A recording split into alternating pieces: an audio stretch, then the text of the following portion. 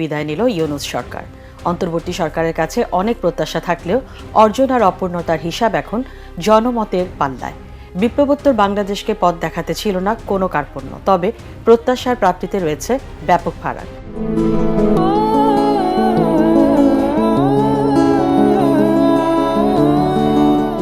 বিদায়ের মুহূর্তে একটি সাধারণ লাগেজ হাতে, চারপাশে কেউ নেই। এই দৃশ্যটা যেন একটা কঠিন সত্যের আয়না। ইউনূস সরকারের পুরো শাসনামলেই ব্যাংক ঋণ বেড়েছে আশঙ্কাজনক হারে।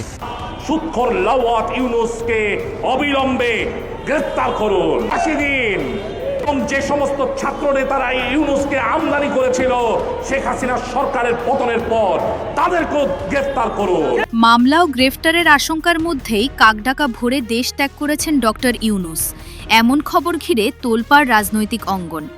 তাহলে কি সত্যি দেশ ছেড়ে পালালেন ডক্টর ইউনূস? আর এখন তাকে কিভাবে আইনের আওতায় আনা হবে? ডক্টর ইউনূসের ক্ষমতাকাল নিয়ে ইতোমধ্যেই নানা বিতর্ক ও অভিযোগ সামনে এসেছে। বিরোধী দলের উপর দমন পীড়ন, হামের টিকা ইস্যু, ব্যাংক খাতের অনিয়ম এবং মব সংস্কৃতিকে ঘিরে ব্যাপক সমালোচনার মুখে পড়েছিলেন তিনি। ইউনূস সরকারের পুরো শাসনামলেই ব্যাংক ঋণ বেড়েছে আশঙ্কাজনক হারে। 1.5 বছরের ব্যবধানে সরকার পরিচালনার জন্য ব্যাংক থেকে ঋণ করা হয় 1,34,424 কোটি টাকা। ইউনূসকে ধরার মতো ক্ষমতা কারো নাই এই বাংলাদেশে।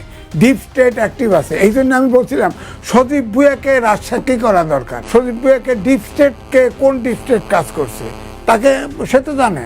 এদিকে সাধারণ মানুষ থেকে শুরু করে একাধিক আইনজীবীও তার বিরুদ্ধে মামলা দায়ের করেছেন বলে জানা গেছে। প্রত্যেকটা হত্যা মামলার ইউনূস 1 নম্বর আসামি হবে, আসিফ নজরুল 2 নম্বর আসামি হবে।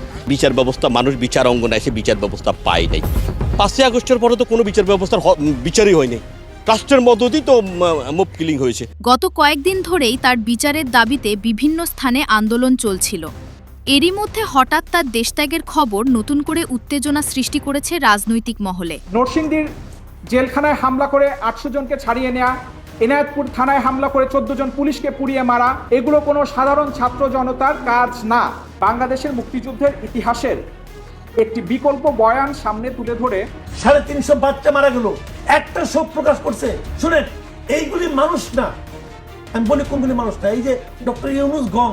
এখন প্রশ্ন উঠছে, ডক্টর ইউনূসের ঘনিষ্ঠ ও সাবেক সমন্বয়কদের ভবিষ্যৎ কি হতে যাচ্ছে। আমি প্রমাণ করে দিতে পারি যে আসিফরা বা এই যে নাহিদরা বা এনসিপি যারা আছে, এখন তখন তো এনসিপি হয় নাই শুরুতে, যে তাদের দীর্ঘমেয়াদী ক্ষমতায় থাকার একটা সুপ্ত বাসনা ছিল।